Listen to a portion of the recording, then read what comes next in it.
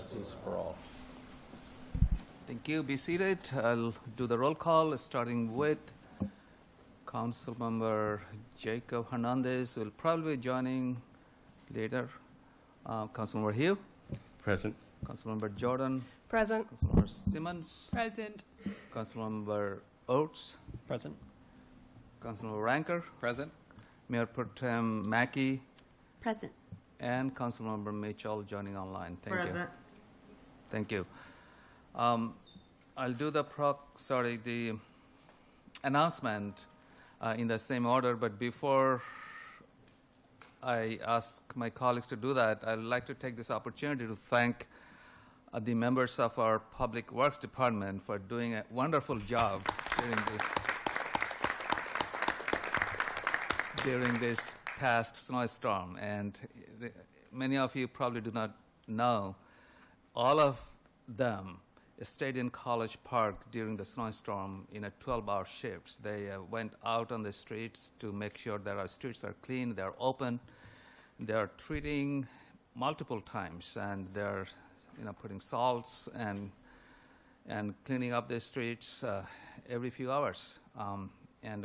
I got so many emails, and I believe all of you have received so many compliments from our residents talking about all the good things they have done, and they're the best. So, Mr. Marcelli, where are you? I do not know, but please know that how much our residents appreciate all the hard work you and your team have been put into it. And thank you, Mr.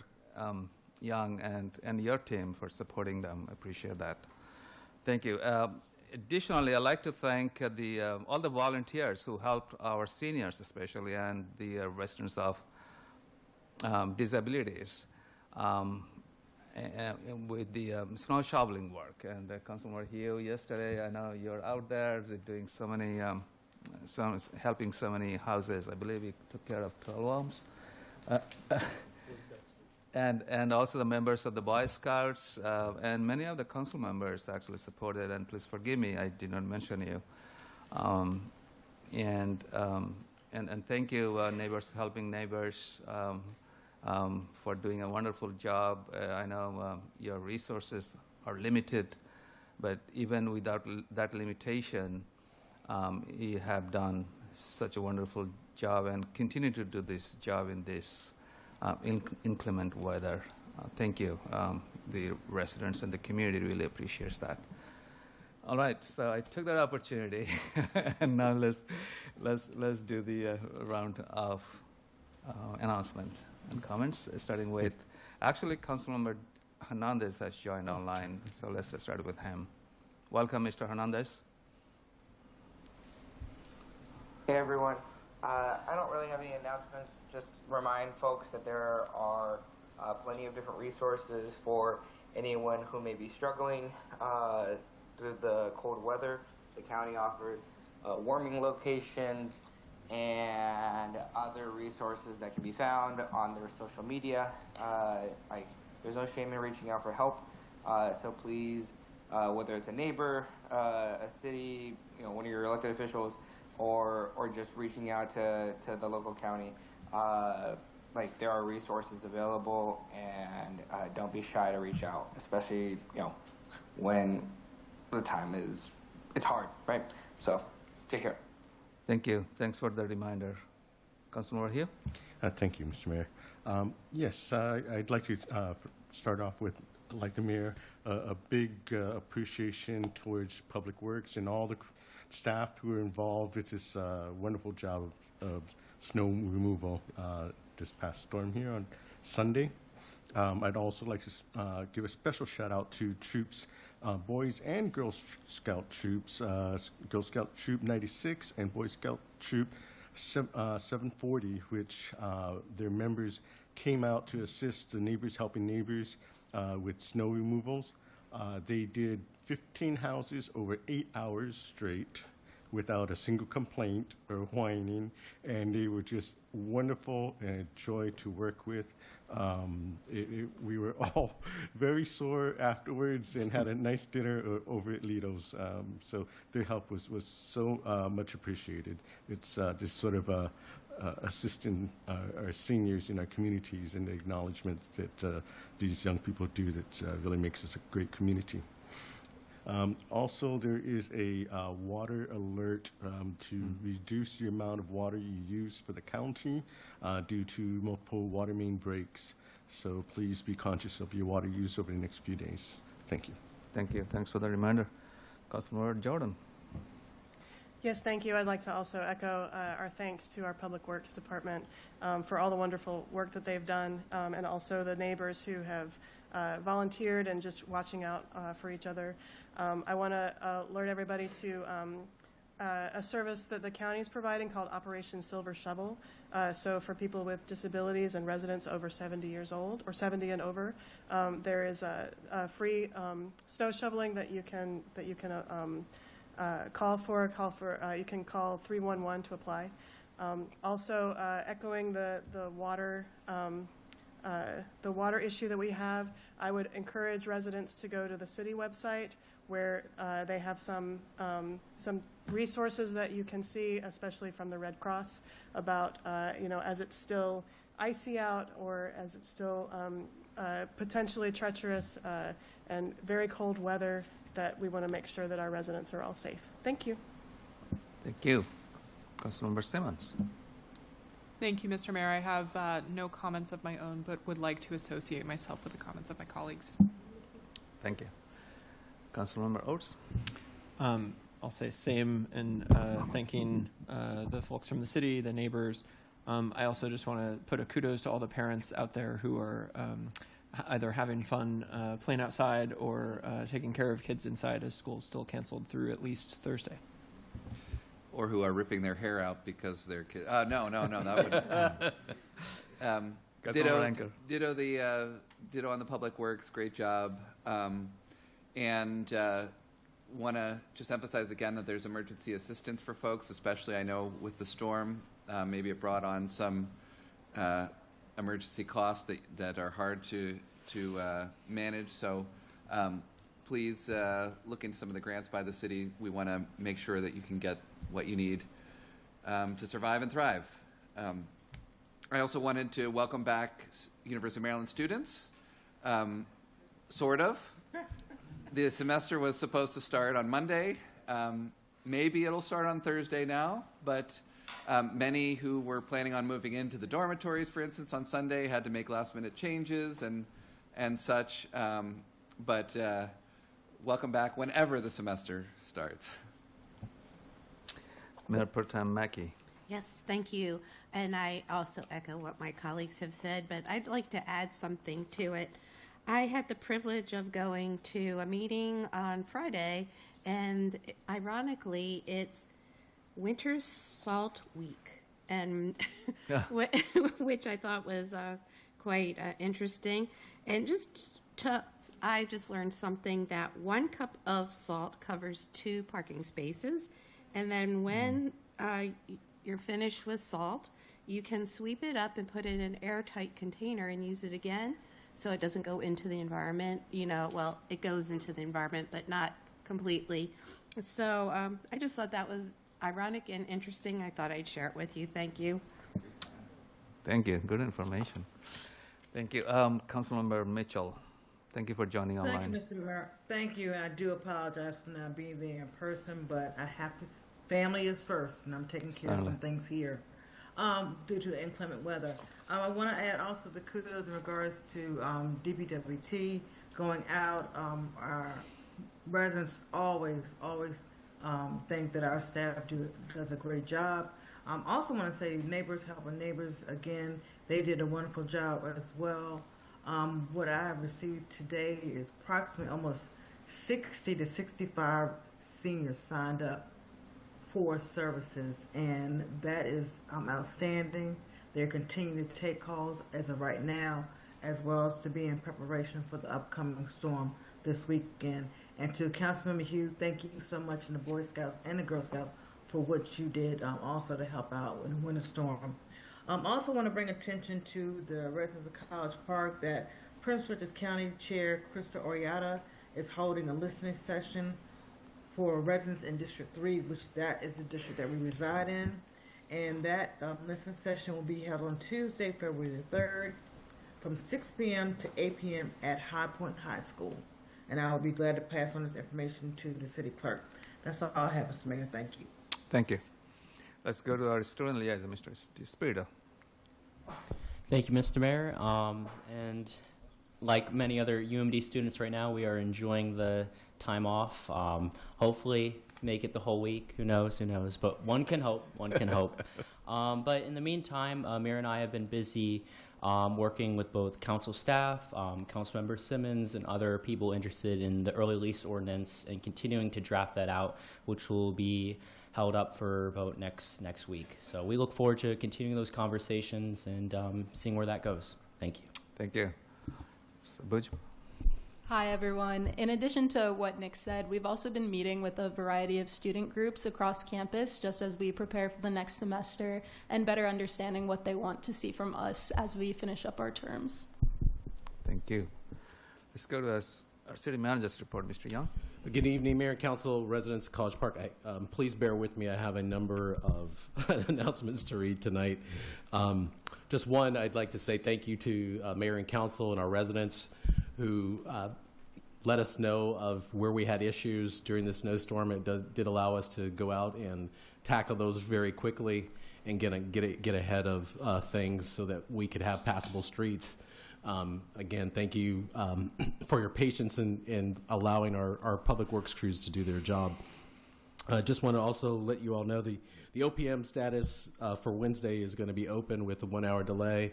And then we have our city will be open as normal during our normal business hours tomorrow with no delay. Most of our streets are passable to a great extent, almost two-directional on some streets, not all, but they are definitely passable. I also caution residents to make sure of your when you're taking your steps, particularly early in the morning, because it's going to be very icy. And as it gets later, we're expecting some very low temperatures tonight. To make sure of their footing as they're stepping and making sure that they're bracing themselves and have their hands available to kind of break a fall if they need to break a fall,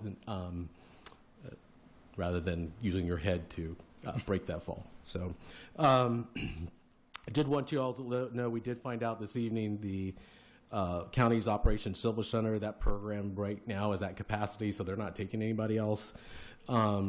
So they... but you can check their website to see periodically if they have some openings available. But we just learned of that. The Prince George's County landfill has reopened, so we will resume our trash recycling collections tomorrow. So all trash recycling and yard waste will continue now 2 days later than normal during this week. And then special collections for brush and bulky items will not occur this week due to our revised schedule. Residents participating in the curbside food scrap program will be serviced on Wednesday, tomorrow, 1/27. And then our seniors bus transportation services are canceled for tomorrow.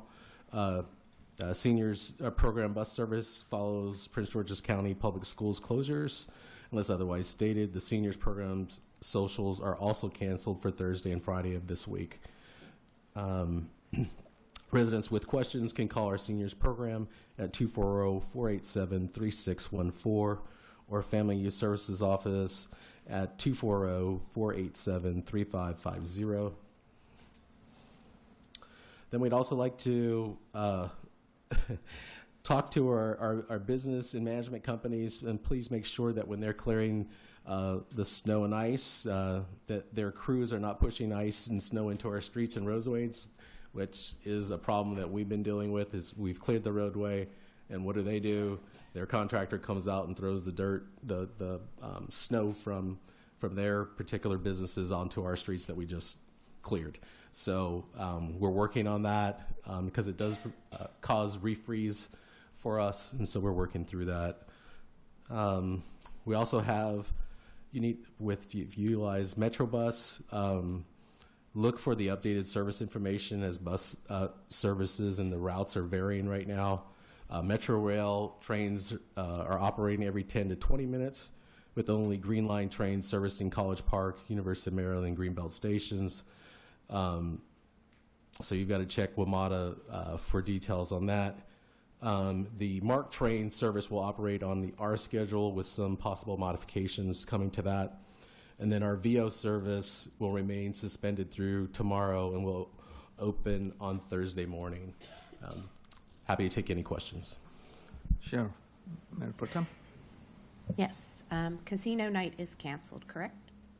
That is correct. Casino night at the College Park Woods Clubhouse, I believe that was scheduled for Friday. Yes. That is canceled. That's me. Thank you. Thank you. Any other question for Mr. Young? Seeing none. Wasn't it your birthday the other day? Yeah, yesterday. I turned 57 yesterday. Yes, sir. Oh, happy belated birthday. Mr. Young will be always young. All right, let's do acknowledgement. I do not see any previous, former rather, elected officials either join online. Don't be trouble. Seeing none, let's go to the next agenda item, which is the amendments to and approval of the agenda. Seeing none,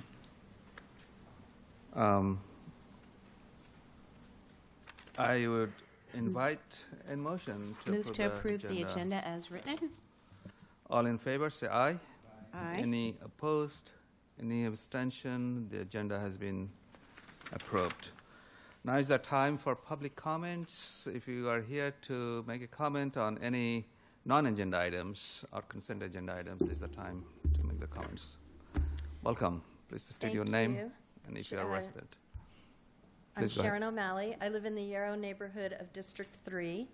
Hello, Mr. Mayor and council members and liaisons and staff. Thank you for giving me the opportunity. I'm the editor of College Park Here and Now, our hyper-local newspaper, and I'm here this evening with some news about the newspaper.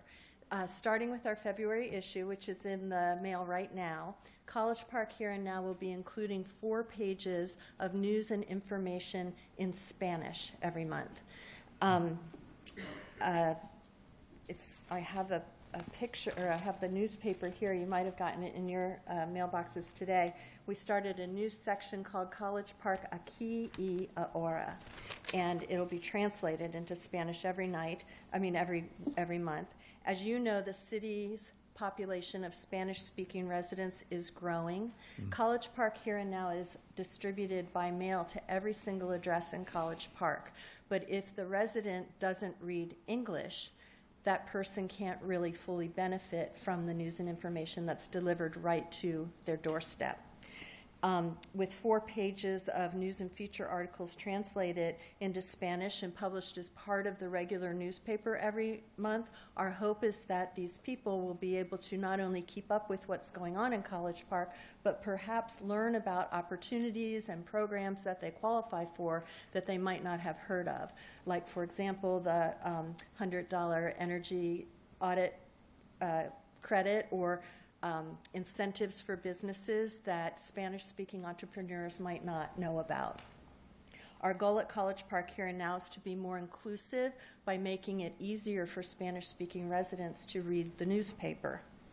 The 4 Spanish language pages are made possible by a grant from Prince George's County Council Vice Chair Eric Olson and council members Tom Dernoga and Winika Fisher. And the grant that we have will allow us to continue publishing these 4 special pages at least through the summer.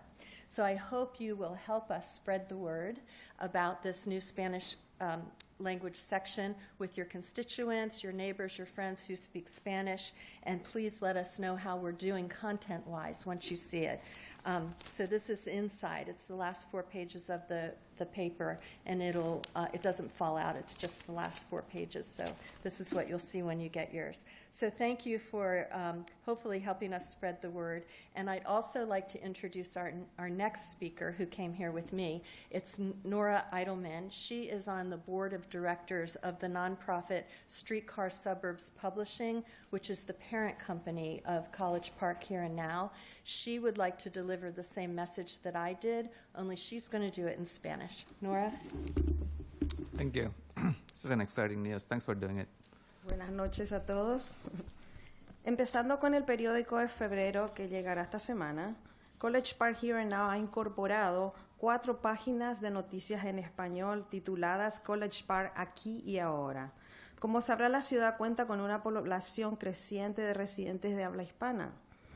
College Park Here and Now se distribuye a todos los hogares de la ciudad, pero quienes no leen inglés no se benefician de las noticias e información que ofrece el periódico. Las 4 páginas contarán con noticias y reportajes traducidos en español y publicados como parte del periódico regular. Estos residentes no solo podrán mantenerse al día de lo que sucede en College Park, sino que también podrán informarse sobre programas que los podrían acceder, como el reembolso de $100 por una auditoría energética o los incentivos para empresarios que los emprendedores de habla hispana quizás desconocen. Nuestro objetivo en College Park Here and Now es ser más inclusivos, facilitando la lectura del periódico a las personas de habla hispana. Las 4 páginas en español son posibles gracias a unas becas del vicepresidente del Consejo del Condado de Prince George, Eric Olson, y los concejales Tom Dernoga y Wanika Fisher. Esta beca nos permitirá publicar College Park Aquí y Ahora, al menos hasta el verano. Esperamos que nos ayuden a difundir la noticia sobre esta nueva sección en español entre sus vecinos y amigos de habla hispana, que nos hagan saber qué les parece esta cobertura también. Muchas gracias. Muchas gracias. Thank you. Very nice. Muy bien. All right. We have one guest, one resident, join online. Let me allow him or her, probably. Chapin. Mr. Dorst, please come first, then I'll allow the other one. Good evening, Mayor and Council. Dave Dorsch, longtime resident of College Park. 2 things. Excuse me. One is we have this house at 4704 Calvert Road. The city has had that for maybe a year or 2 now, and the windows are still all painted on the inside, things like that. The city needs to sell this house. They do not need to be in the house rental business. That is not why we have a city government. So I urge the city to do whatever it takes to sell this house as fast as they can and put the money in the city coffers, so maybe my taxes will go down or something like that. Nice happens. The second thing I wanted to say, and I just heard the people here talking, you know, the language in this country is English, okay? We have a lot of different people here that speak all kinds of different languages. So you need to remember that when you start publishing things in a language other than English here in the United States, or especially here in College Park, you are discriminating against the people that speak all the other languages like Chinese and Korean and things like that. So, you know, why do you pick, say, Spanish as opposed to Chinese or something like that to put, you know, paperwork into or signs into? Because this is basically, we're an English-speaking country, and if you come here and you want to live here, then you learn the language of this country, English. You know, if I go to Germany or something like that, and I want to live there, I better learn German, or I'm not going to get very far. So I just want to bring that up because it really is a discrimination against all those people that speak another language when you pick one. Thank you. Thank you. We normally do not go back and forth on the public comments, but unless there is a reason to clarify things, and it is our city's policy, the reason we promote the many of our messages in another language, especially in this case the Spanish language, is all for accessibility, because we have a growing population of Hispanic population, and they speak Spanish language. That's only the reason. If that population were speaking another language, it could be probably promoting our messaging in that language. It's all about accessibility, so that our residents can easily understand, easily can access different services we have in the city. That is the only reason. Thank you. All right. We have someone join online, and she wants to talk. It's Ashley Chapin. Let me allow her to speak. Hello, can you hear me? Yes, we can hear you. Thank you. Please go ahead. Okay, thank you so much. Hi, everyone. I'm Ashley Chapin. I'm here not as a College Park resident, but very happy to be here tonight to represent Ranked Choice Voting Maryland. I want to thank everyone for a wonderful RCV Day event here in College Park last week. It was held at the Board and Brew Cafe up the street, and it turned out to be an excellent informational community event with lots of people in attendance, including many people in this room. We very much appreciate the conversation that many community members and council members as well, and Board of Election Supervisors members had about the concerns and the interests and what really makes sense for College Park. And I want to continue to extend the invitation that we as an organization, Ranked Choice Voting Maryland, would love to just continue the conversation because our goal is to help you guys reform elections in a way that makes the most sense for your jurisdiction. You guys know the best how your voters will want their elections to run, and we have your voters' best interests in mind. So wanted to continue to extend the invitation for communication, continue to express ourselves as a resource, especially for voters. You can find lots of information about ranked choice voting online at rcvmd.org. And letting voters know that this issue will come before the council on February 10th, I think is the council meeting date. So make sure, if you already have opinions, let your council members know. I'm sure would love to hear emails or phone calls, but you guys can respond however you'd like to hear from your voters about the issue before it comes up on the council. Thanks so much. Thank you. Thank you so much for coming and speaking. Is there anyone else who wants to speak on the consent non-agenda item? Seeing none, let me move to approval of the consent agenda, and we have 5 consent agenda items, and let me read them first, and then I will entertain a motion. The first one is 26G10, which is the approval of the December 2 and 9, 2025 minutes. 26G11, appointment of board and committee members.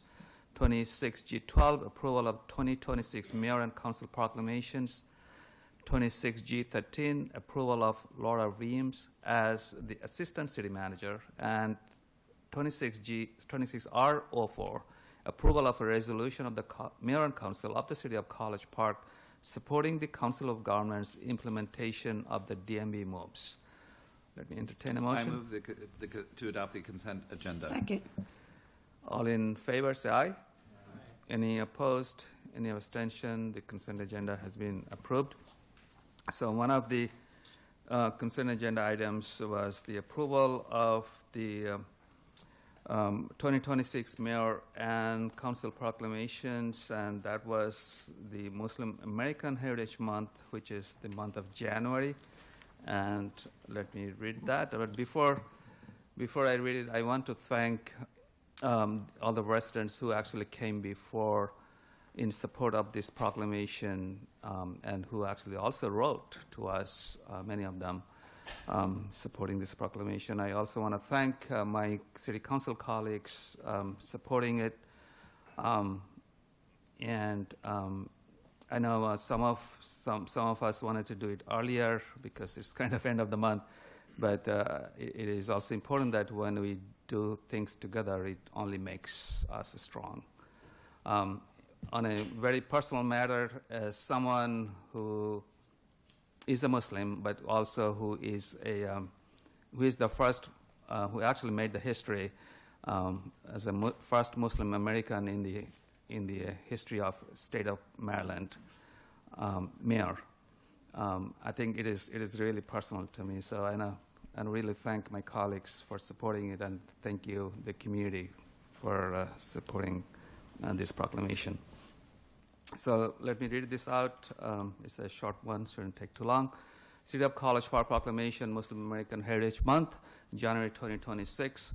Whereas Muslim Americans have been part of United States since its earliest history and continue to contribute to the cultural, academic, economic, scientific, and civic life of our nation. And whereas Muslim Americans represent a diverse community encompassing many ethnicities, cultures, languages, and traditions, united by shared values of family, service, education, and community responsibility. And whereas Maryland is the home to a vibrant Muslim American population whose contributions strengthen the social, cultural, and economic fabric of our state and region. And whereas residents of Muslim heritage are an integral part of the City of College Park, enriching our community through civic engagement, volunteerism, scholarship, entrepreneurship, and public service. And whereas Muslim Americans have made and continue to make significant contributions across all sectors of American life, including education, medicine, science, business, public service, the arts, and humanitarian efforts. And whereas Muslim American Heritage Month provides an opportunity to recognize and celebrate the history, achievements, and traditions of Muslim Americans, and to promote greater understanding, respect, and appreciation for the diversity that strengthens our city. Now, therefore, be it proclaimed by the Mayor and Council of the City of College Park, Maryland, that the month of January 2026 is hereby recognized as Muslim American Heritage Month in the City of College Park, and that all residents are encouraged to acknowledge and celebrate the many contributions of Muslim Americans to our community, our state, and our nation. So proclaimed this 27th of January 2026. Fazil Kabir, Mayor, City of College Park. Thank you again. With that, let's dive into our action items. The first one is a presentation by our Director of Finance, Shannon Olive, about the quarterly financial report and homestead tax credit rate. Welcome, Mr. Shannon. Mr. Olive. Thank you very much, and thank you, Mayor and Council, for letting me come and present the City of College Park's second quarter financial report. And I do have it up on the screen if you can see most of it, and I think it was also sent to you, so I think you've had it and had a little chance to go over it beforehand. But these are the financial report that ended on December 31st, 2025. Starting with revenue, for the second quarter, in a perfect world, we would be at 50%, but we all know that, funds don't come in exactly as on schedule, and, we don't spend the money and have expenditures that are exactly on schedule. So it's always a little bit off. But in a perfect world, we would be at 50%, and that's always something we want to kind of look at and see if we're close to that to make sure that we are on schedule. So far, we have brought in $18,243,670, which is just over 60% at 61% of our budget. Some of the items that are kind of to be looked at are admission and amusement tax. And this one, if you recall from the first quarter report, it was actually at zero. And we did receive one payment from them for $110,000, just over $110,000. And last year we had that one payment of $939,000. So that one is low right now, and which is very typical for this tax. And if we go back and look at like 2 years ago, our first payment, first quarter was $20,000, then second quarter was $18,000, And then our fourth quarter was just over $1 million. And then last year, we started at just under $1 million for our first quarter. And then it went to 19,000, 12,000, and then last quarter was 120,000. So it varies very much so throughout the year coming from this tax. And so it should level out, and we should get those payments that are coming in. Accounts receivable, tried to reach out to them, and of course they're not in, but hopefully we'll get some answers on when that money will be coming in sometime soon. The other one that's really low is hotel motel tax, and that one also, if you recall, was zero in the first quarter of the fiscal year. And then right now we've received payments of $479,000 at the end of this quarter, or the second quarter. And but I did go back and check, and in the first part of January we did receive another payment of $392,000. So in total, that's $871,000, which just brings that just over 50% at 51%. So that amount of money, it did come in a little bit past that cutoff that we have for the end of the second quarter. So, but it is lining up back in line. So overall revenues are looking good, and we are maintaining. At 61%, we're a little bit over our 50% benchmark for this time of the year. And just looking at it in a graph, if you want to look at it, I have that red line that shows that 50%. And, the ones on left and right are pretty close to it. The ones in the middle are a little low, which are the ones I touched on. And those are coming from the state, and they're all a little bit vary throughout the year. Next, we'll move into the expenditures. And looking at those, overall, we have expended $15,822,626 for a total of 53%. If you look at each of the different areas, they are mostly all under that 50 or right at that 50%, except for interfund transfers, which is money we move from general fund to CIP and also debt at the very beginning of the year. So that one is at 100% because we move all that money at one time. So it kind of skews that bottom line number of 53%, or it would be a little bit lower than that, more in line with the 50%. Looking at each of the actual different departments gives you a better idea of which areas are a little over or way under. So most of them are right where they should be, or a little bit low and doing well at their expenditures for the year, being halfway through the year. Two of the main ones that are over are the non-department boards and commission. If you remember from the first quarter, that one was actually at 63% at the end of the first quarter, and it's only at 65% for the end of the second quarter. So it's only a 2% difference for the entire quarter.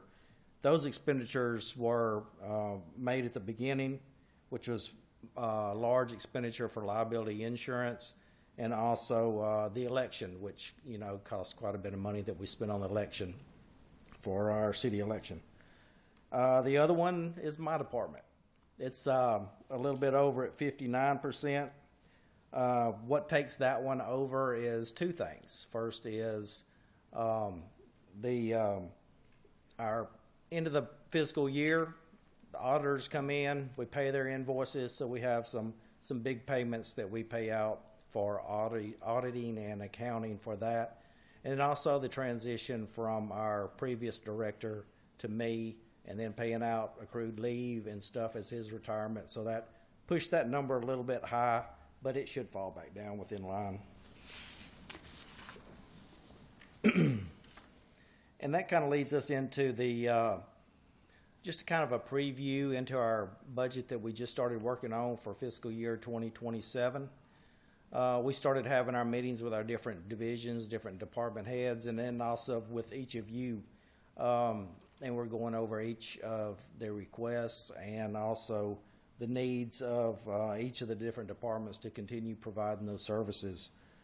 And we started each of those meetings and getting some good ideas, and also looking forward to, meeting with each one of you and getting your ideas and what all you want and like to see in the budget and upcoming.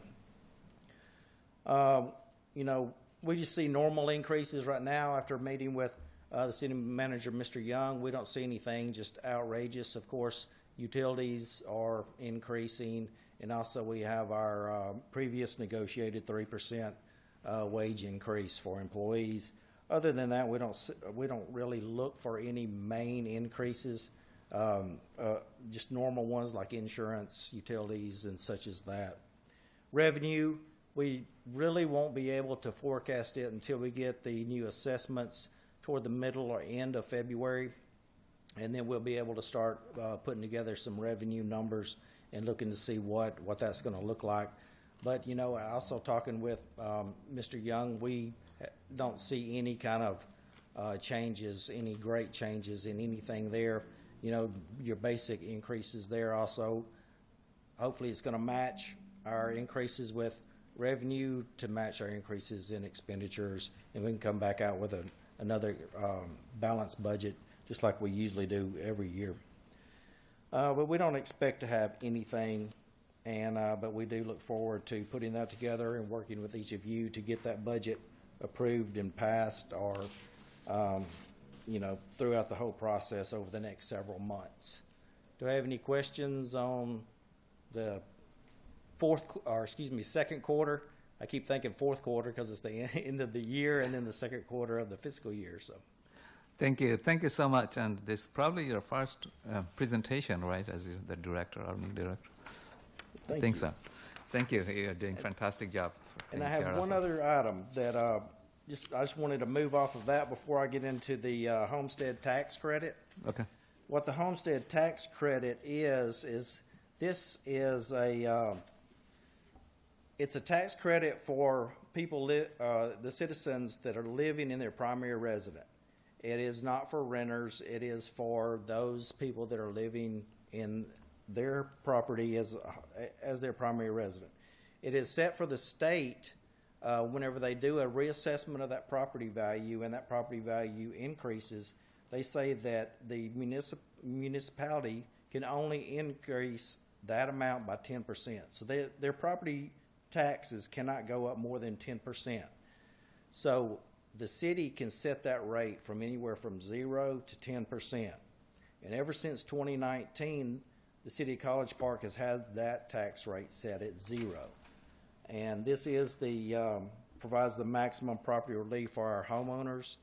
And after talking to the city manager, we do think that we should still keep that at 0%. And that way, if that value of their property goes up, their tax rate to the city of College Park will not go up at all. So only thing the city council has to do is take no action if that's what they decide to do, and then it will remain at 0 just like it has since 2019.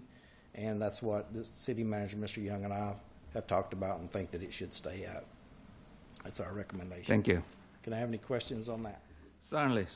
Thank you for the recommendation. This is something only City of College Park and probably only a few other cities probably do in the Prince George's County at the 0%.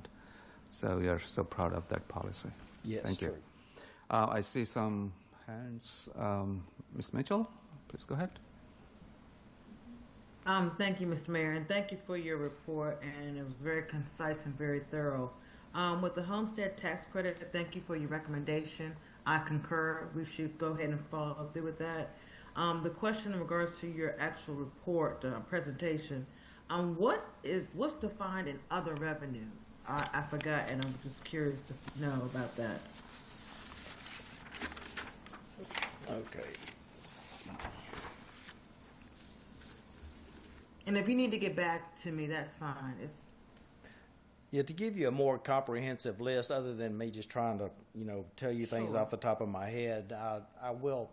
Let me get back with you, and I'll give you a more precise list, and I can kind of break that whole line out for you and tell you what actually makes up that whole $971,000 so far this year. Okay, no, thank you. And then my other question is in regards to, of course, the highway user revenue. Have we received any kind of notification that we will stay consistent in 2027, or we might see a decrease due to the governor's budget? We have not received anything. Have you seen anything, City Manager?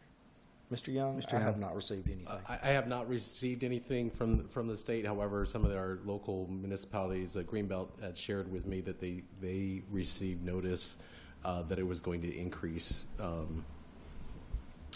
or there's going to decrease for them the amount that the state will pay to them. So,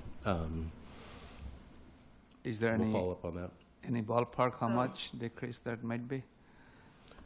No, the decrease. I don't know how much. I don't know how much it is, but I will find out for sure. Very Give you helpful. a distinct answer on that.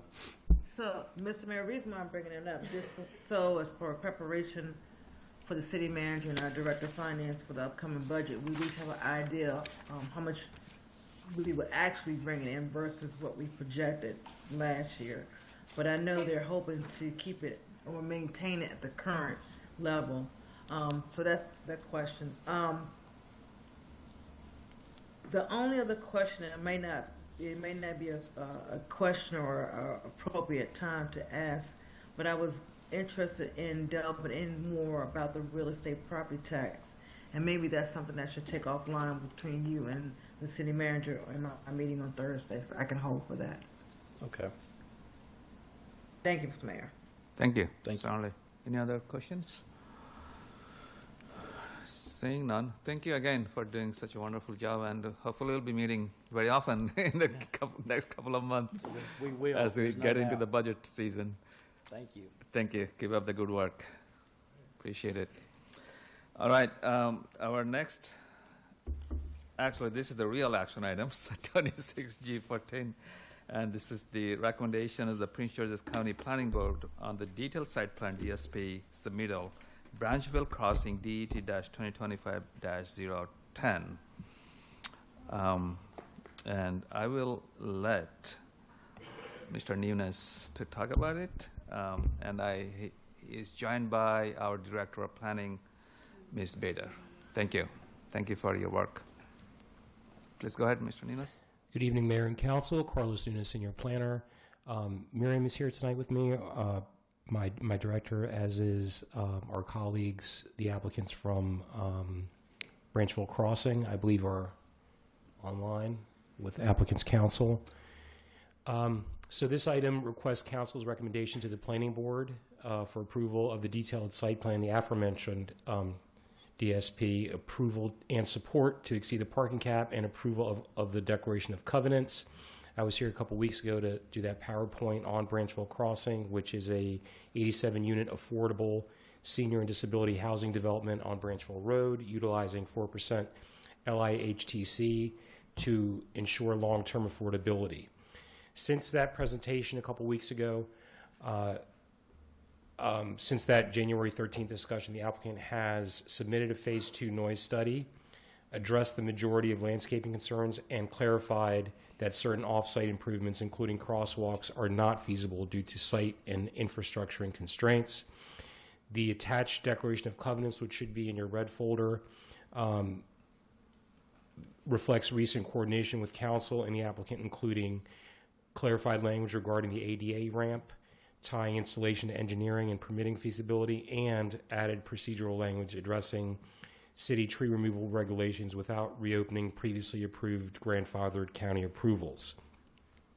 Staff recommends option 1 of the memo, which is approval of the DSP, support of the legislative action to secure approval of 54 parking spaces, and approval of the Declaration of Covenants in substantially the form attached.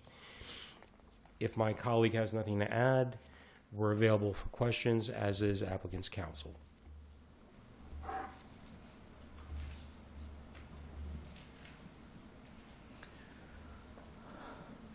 Let me see, there's a raised hand. Let me allow Mr. Tedesco to speak. We're just working on getting him in right Yeah, now. he needs to be added to the panel. Mr. Tedesco, you are in the panelist section. Please go ahead.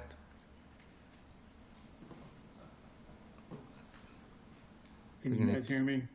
We can hear you. Please go ahead. Thank you for joining.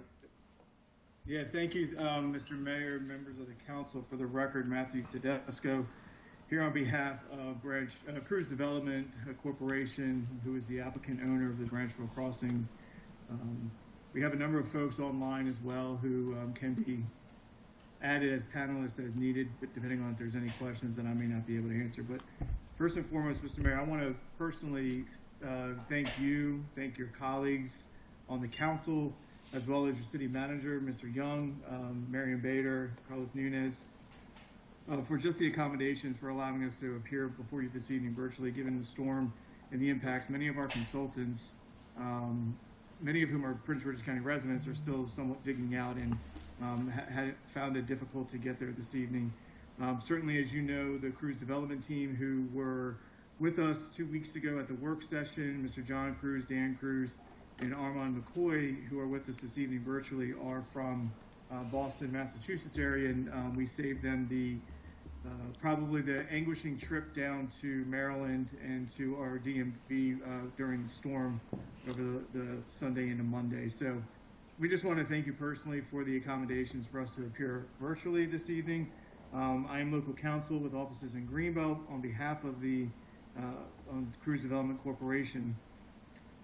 As Mr. Nunez indicated, we have spent the last 2 weeks since the work session working with your staff, with your city attorneys. I want to thank them as well, Ms. Anderson and Mr. Foreman, for their efforts in finalizing the declaration of covenants that are before you.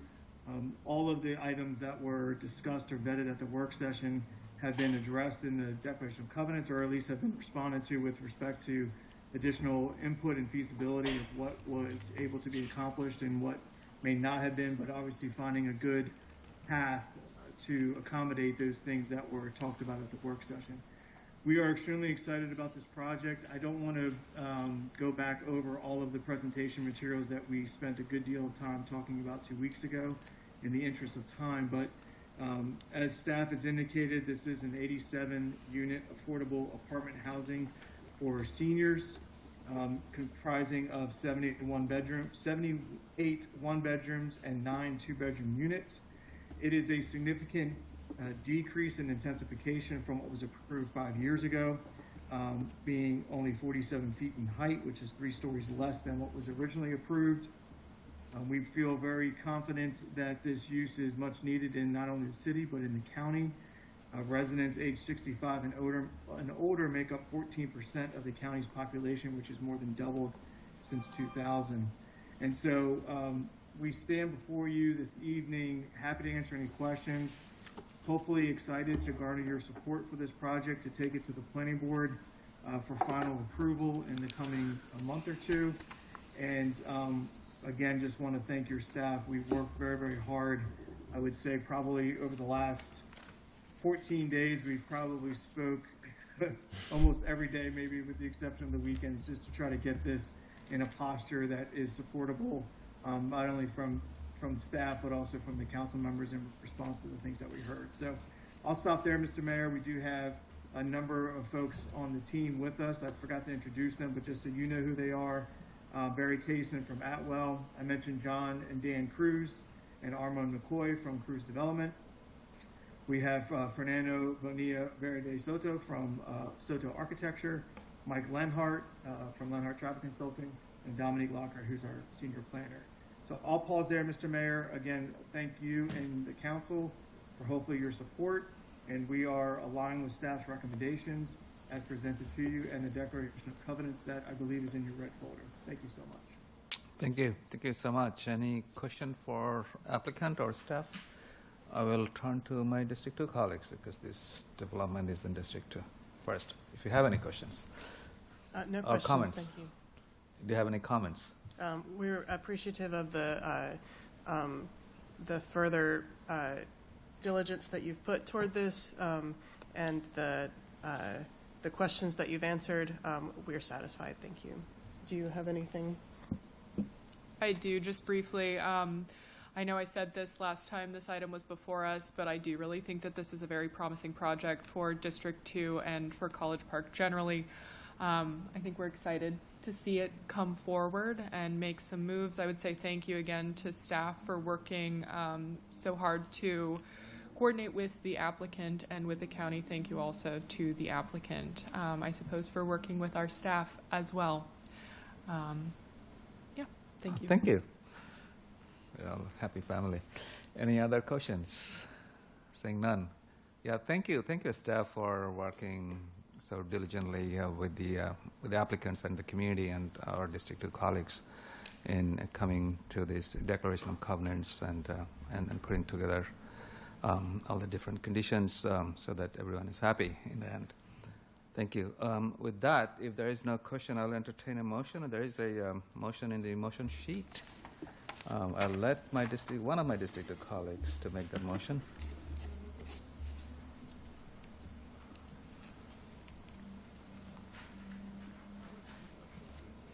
Yeah, it's in the red folder, right? Ms. Jordan. I move that the City Council recommend approval to the Planning Board of the detailed site plan DET 2025-010 and approval to exceed the parking cap as proposed by the applicant. I also move to approve the agreement and declaration of covenants between the applicant and the city in substantially the form attached. Second. Further comments, Ms. Jordan? If you don't have, that's fine too. Thank you. By the rule, I need to go to the audience. If you have any comments on this motion, please come forward and speak to the podium if you have any. Or if you have joined online, I will allow you to speak. All you need to do is just raise your virtual hand. Seeing none, let's come back to the council. Any further comment from the council before I take the vote? As I said before, I'm so happy that this project is being added to the City of College Park, and thank you, the Cruz family, for your patience. And you have been working on this project on different iterations for so long. But this is something we have been advocating for so long, affordable senior housing. So we are so lucky to have this project in College Park. And I know there are some concerns about parking and the density and other things, but thanks to staff and the developer in coming together on the DOC Declaration Covenants, that will take care of it, hopefully. And we'll be working together as we move forward. Thank you all. Let me call for the vote. All in favor, say aye. Aye. Any opposed? Any abstention? The motion has approved, and congratulations. Thank you. Thank you, staff, and thank you, the development team, the applicant. Thank you, Mr. Thank Mayor. you. Have a good evening. All right, let's go to the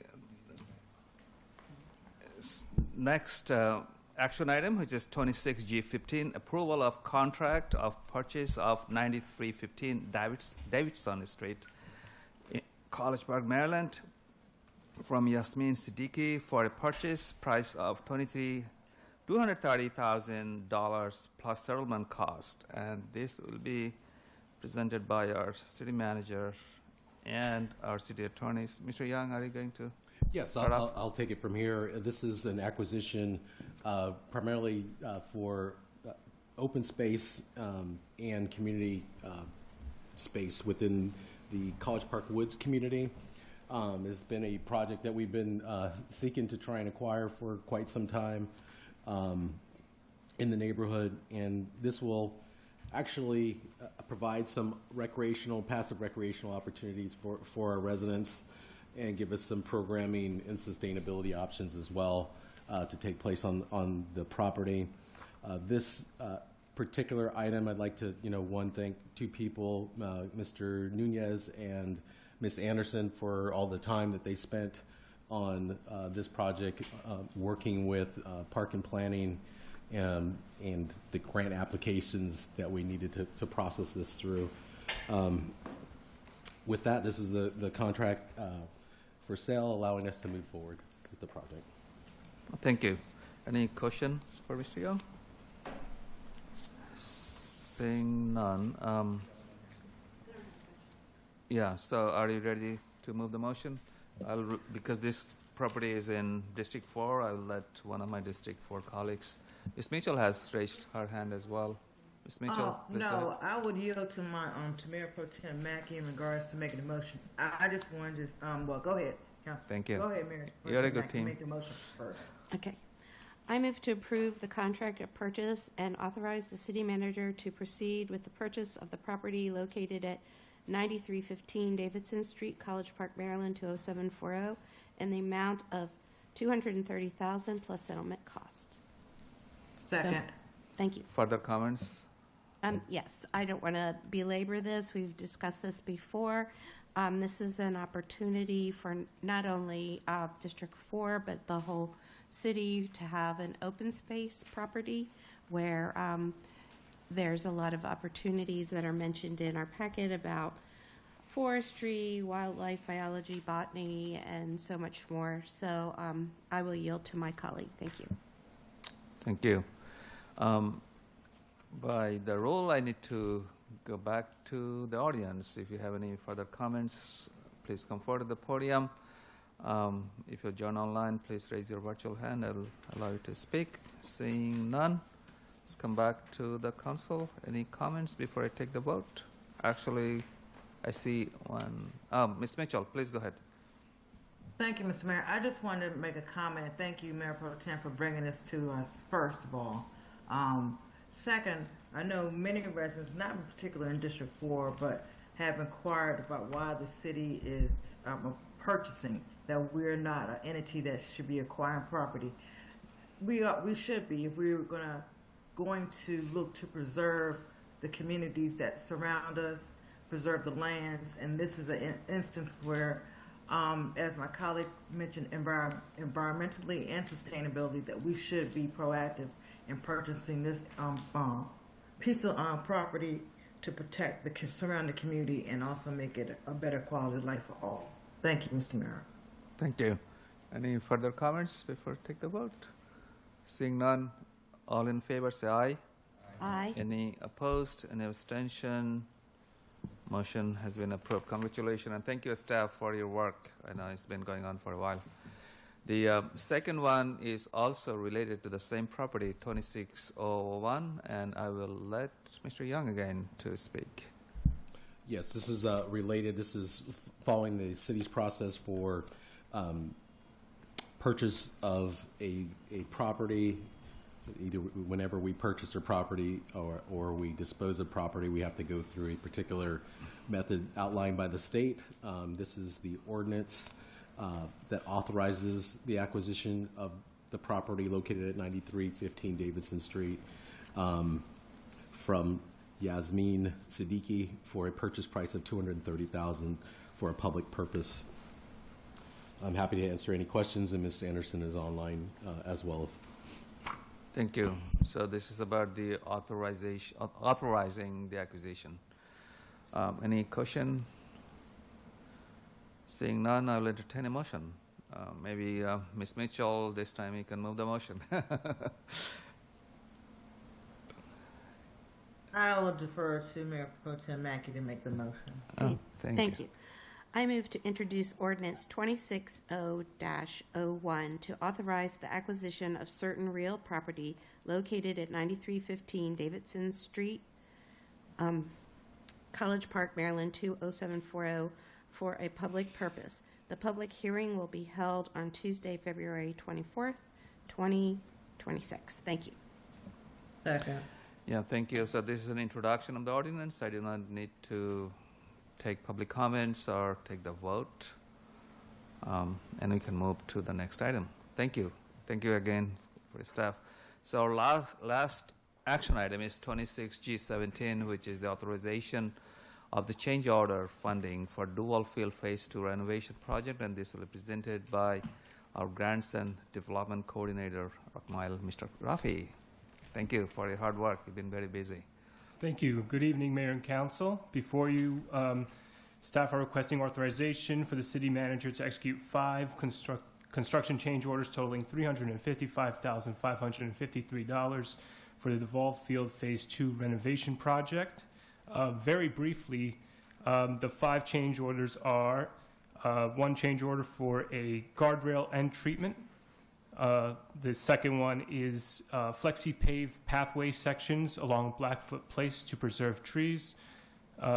Third one is infrastructure to support CCTV along the concession and band shells buildings. Fourth one is restoration of driveway and parking areas fronting the concession plaza, roughly 1,300 square yards. And the last one is sod as an alternative installation to seating the athletic fields. I'm open to any questions if you have any. Thank you. Thank you. Any question? Again, this project is in District 2. So, any question? I'll allow you to speak first. No, I'm just glad to see this coming to fruition. This project has been going on for so long, and we got to push this through, get this done.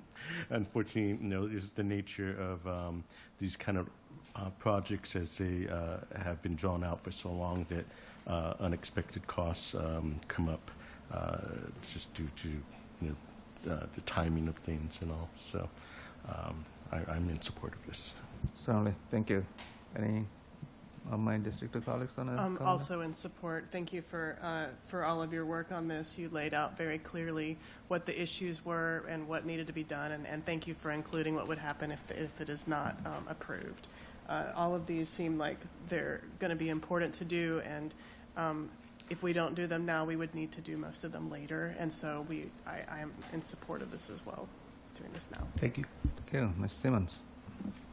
Thank you so much. Thank you for bringing this to us and for your very thorough staff report. I really appreciated it, and it's definitely good to learn more about the status of this important project. I do have a couple of questions, and I do think when it comes to the question before us of approving these change orders, I imagine we can all agree that change orders generally are best to be avoided. They certainly have impacts to construction sequencing, mobilization or even remobilization of trades, reduced ability to negotiate the rates that the city is paying for certain tasks. And I think the staff report even indicates that many of these change orders are really the result of intentionally accelerating the project's planning and design timeline back in 2022 to 23. It actually, I think, accelerated was mentioned a number of times in the staff report, so I definitely took that point away. I think it also says that typically a project of this scale would undergo several additional months of review, and that it did undergo staff review, but not all of the items were able to be addressed at that time. So I think from my perspective, I do agree with what it seems like staff's conclusion is that some of these things could have been avoided or addressed a bit earlier with a little bit more planning and review. So my questions, I think, I am very glad that these change orders remain within the contingency, but just for my understanding, when it comes to the decision to accelerate the timeline back in 22 to 23, was council made aware that change orders of this nature are kind of the likely conclusion or result of a decision like that? Thank you for your question. Some aspects of the project are approached in an adaptive project management manner. So I believe that although it may not have been fully conveyed for each particular item, that we anticipated some items to be brought to City Council's attention eventually. An example would be the FlexiPave change order.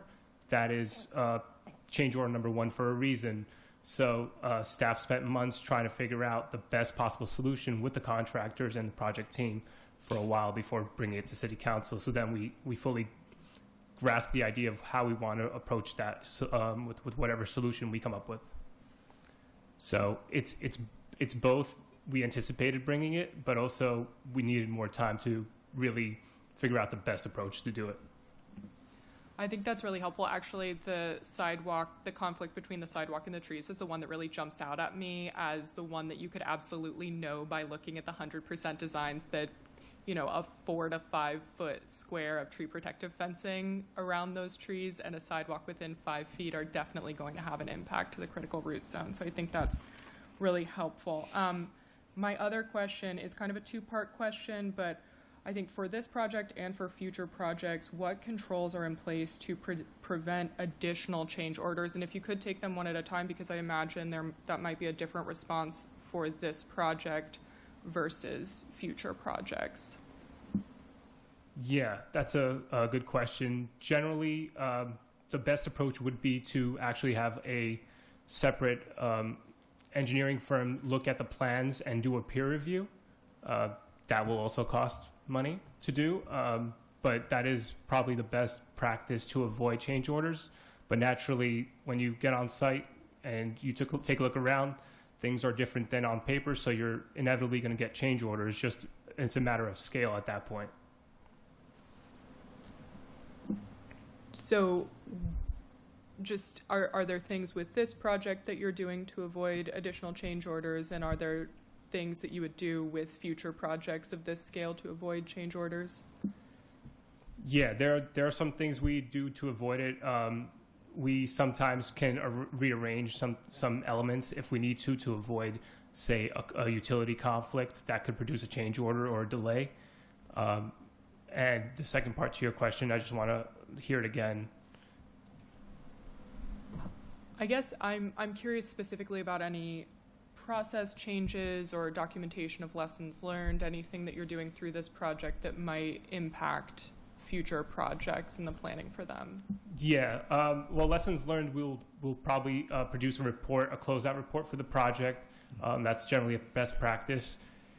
I would say we would have a thorough review of utility conflicts if we were to redo this project again, for example. But generally, it really depends on staff capacity as well sometimes. You know, if we're building the clubhouse, as an example, so we're limited in staff capacity to review projects at the same time while one is already going on, as was with Duval Field. So it's a little subjective, but there is the best approach would be to have a second engineering firm do a peer review of the plans. If I could help step in there a little bit too, one of the things that we would do differently is look at some value engineering, more value engineering than we already did. Again, having another engineering firm look at these plans. A lot of the site conditions were really not identified correctly by the engineering company, and there's a whole other list of issues that are kind of, we have to deal with those separately, because I have to utilize the go after errors and omissions, and that's a whole legal process that Rocky and me and Stephanie will be working on. And will we get everything back? Usually not. You usually only get a percentage back of what their error cost, but there are definitely some things that are very directly related to the engineering work that was done for us.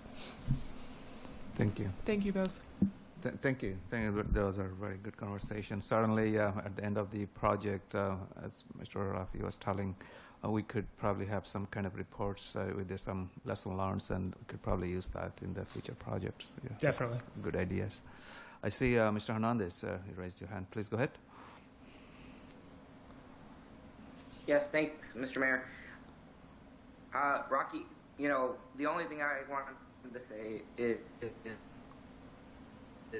a large project that you've been balancing out with a number of different major projects that we had. I do kind of want to just... You're breaking up. Maybe you can turn off the video, maybe? For the benefit of my... If you could turn off the video, that might be better. Yeah. Is it better? Yeah, it's better. Please go ahead. I mean, I look a lot younger, but... all right, so one step back.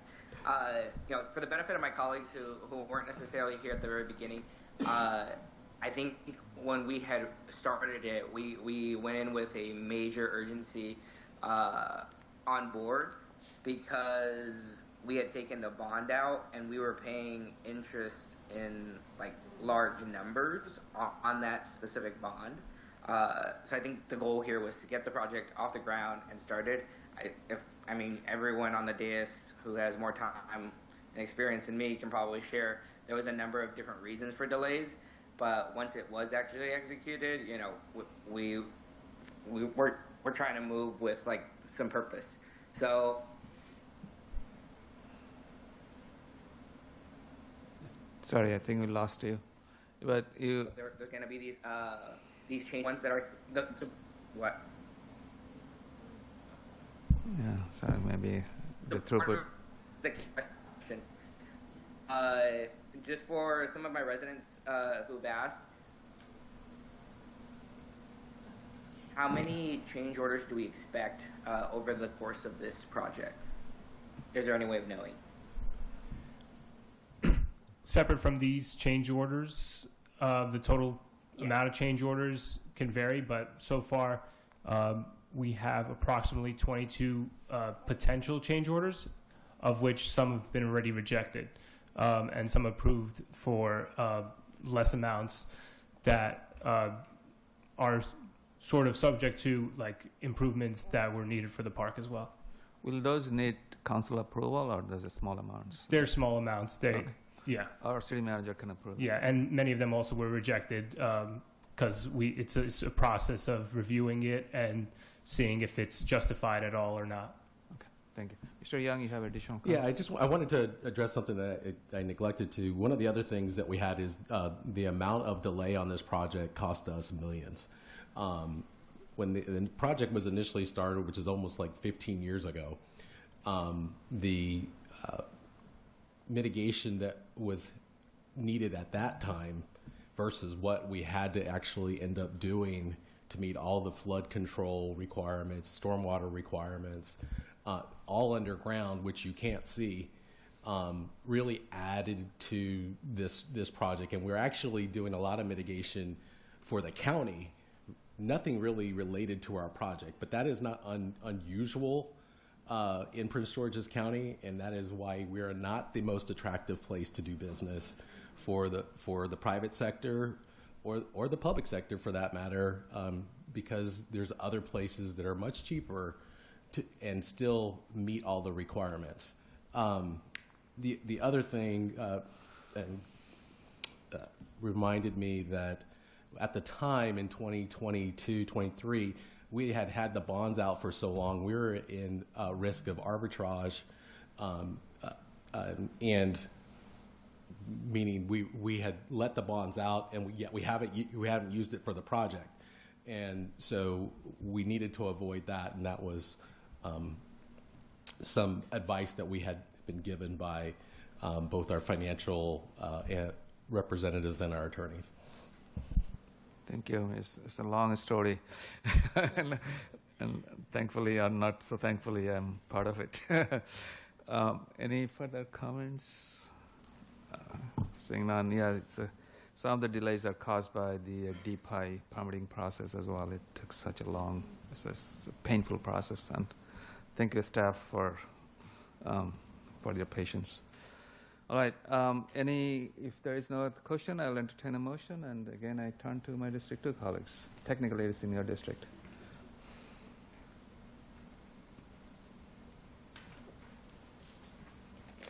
It's in the red folder. Yeah, there's a motion in the motion sheet. I would like to make a motion. I move to authorize the city manager to execute 5 construction change orders totaling $355,553 for the Duval Field Phase 2 renovation project. Second by Ms. Jordan. Second. Yeah, further comment, Ms. Simmons? If there is none, that's fine. No further comment, thank you. Yeah, let's go to the audience if you have any comments on this item. Anyone has joined online? This is the time to speak. Seeing none, come back to the council. Seeing none, let's call for the vote. All in favor say aye. Aye. Any opposed? Any abstention? Motion passes. Thank you. Are we still on target this summer for the Yeah, ribbon for the cutting? summer, for the early summertime, yes, we are. Okay, thank you. Looking Yep, forward. thank you. Thank you. Keep up the good work. All right, so that's all we have on the action items, and let's go to the request for status of future agenda items. Don't think I've seen any. Mayor Pro Tem, have you? All right, seeing none, let's go to the very last one, which is the comments from the audience, if there is any further comment from the audience. Anyone online? Seeing none.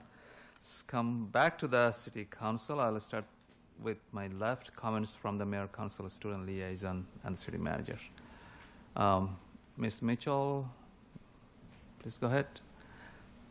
Oh, thank you, Ms. Mayor. I just want to announce that last week on the 21st, myself, I attended the College Transportation Planning Board meeting where they talked about the DMV booths, and they did acknowledge that they came to City College Park and that we will be doing a resolution to affirm that, as well as they also presented a a commute survey results report for 2025, and I hope to share that with everyone later this week. And that's all I have, Mr. Mayor. Thank you. Thank you. Mayor Pro Tem Mackey? Yes, I also went to 2 COG meetings. The one was the Human Services, and there was a presentation on just the potential change of affordable health care and Medicaid, and some ideas were, I guess we started the beginning process of the ideas. And then there was also some discussion on the Northern Virginia's attempt at dealing with the opioid tragedy that's happening in their community, which was very interesting. And then I also went to the Chesapeake Bay Water Resource Policy Committee, where I learned about the salts, and I learned that also that there's a potential of loosening up on EPA grants, so hopefully we might be able to get into that. I'm meeting with the city manager, so I'm hoping we can talk about that soon. And many of us got to go to our 4 cities meeting and the legislative gathering, and I also attended our ranked choice voting meeting along with 2 of my colleagues and many of the Board of Election supervisors and many of our residents. And I would like to take just a moment of personal privilege, if I could, not to belabor the meeting, but I'm the granddaughter of immigrants who 3 of the 4 never spoke English or could read or write English, and they would have loved to have the newspaper in their language. I'm very proud that the City of College Park is doing this for our majority Spanish Americans that are living in College Park. I want to thank Council Members Olson, Dernoga, and Fisher for helping us with this. And I just want to say that I'm trying to learn Spanish at the age of 65, and it is not very easy. And so I have great sympathy for the Spanish speakers of our community, and I just want to say that I'm very proud that the Here and Now are doing this. Thank you. Thank you. Very well said. Thank you. Mr. Ranker. Thank you, Councilmember Mackey. I ditto that. And just want to say a welcome and thanks to all the board and committee members who were appointed tonight. Thank you for all of your willingness to serve the city in these ways. We all have many gifts and different gifts and different ways of service, and we're grateful that together we can continue serving to help make our city better. So thank you for that. Thank you. Mr. Oates? I'll just say I'll associate myself with the comments from my 2 previous speakers. Thank you. Thank you so much. So we didn't have 2 meetings. Sorry, actually, not 1 meeting last week. So a lot actually happened. A couple of things I like to mention very quickly. Councilmember Hugh and I had a chance to do a tour at the flats at the Food for MD, and they are the organization that give out hot meals to the seniors and the community members in needs. Kind of similar work the Meals on Wheels are doing. So they're going to be having a new home at the flats in College Park, and we thanked the flats ownership for giving out the free space for them. I believe College Park here now published a story on them. That was nice. And along with many colleagues, I had the chance to attend the Maryland General Assembly's a session in the morning. I was invited in the main session. I was recognized by the speaker, actually the vice speaker, I think. That was wonderful. And Mayor Pro Tem Mackey and I also had a chance to attend the Martin Luther King Jr. Day breakfast at the hotel by the UNCF, United Negro College Fund. They are a wonderful organization working for more than 83 years, I think now, 84 years, giving out thousands and thousands of scholarship to the African American community, young people, and it was wonderful to be invited.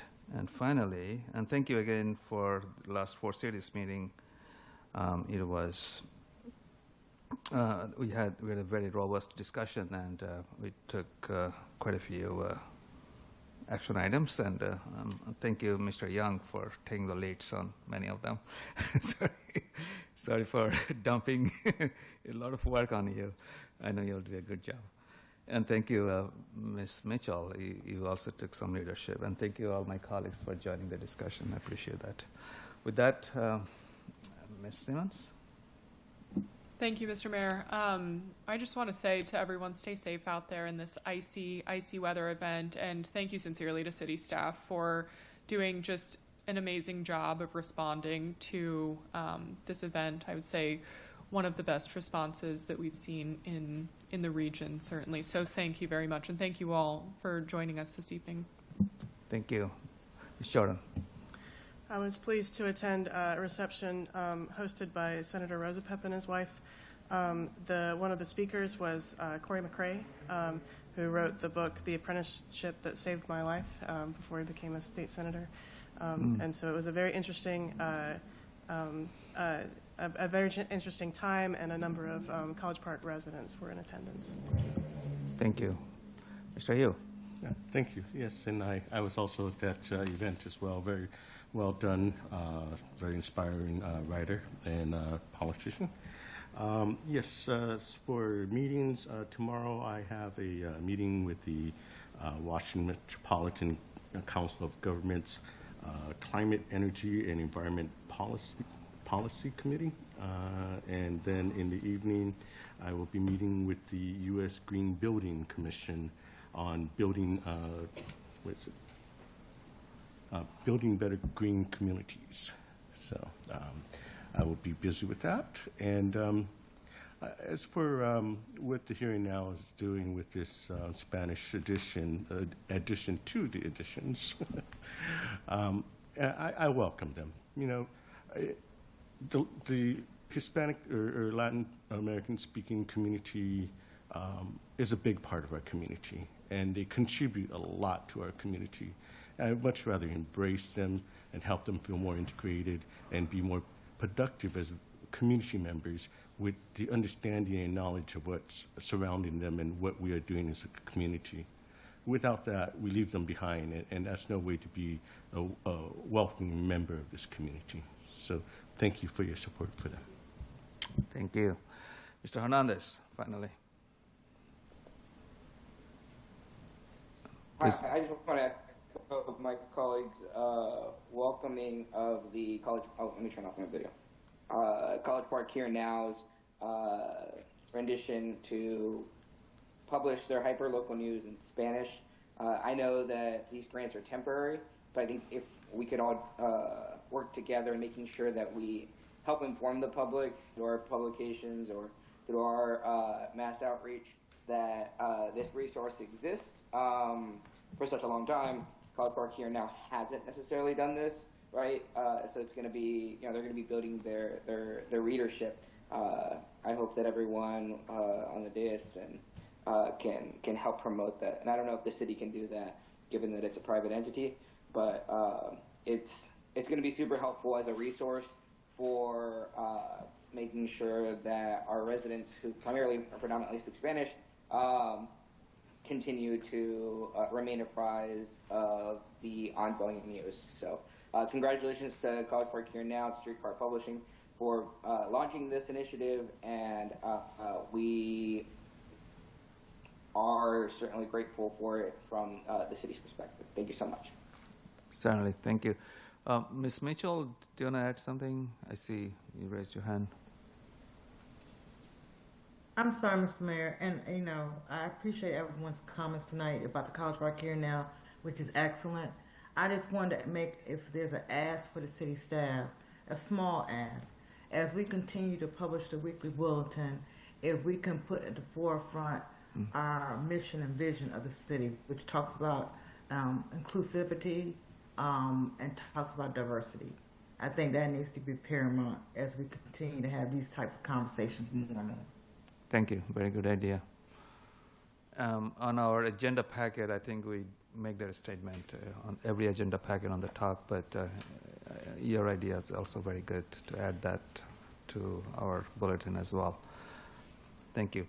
One thing I've neglected to mention, tomorrow and after tomorrow I'll be attending the U.S. Conference of Mayors in Washington, D.C. This is an opportunity to network with many mayors in their winter conference, and lots of opportunity to learn and networking.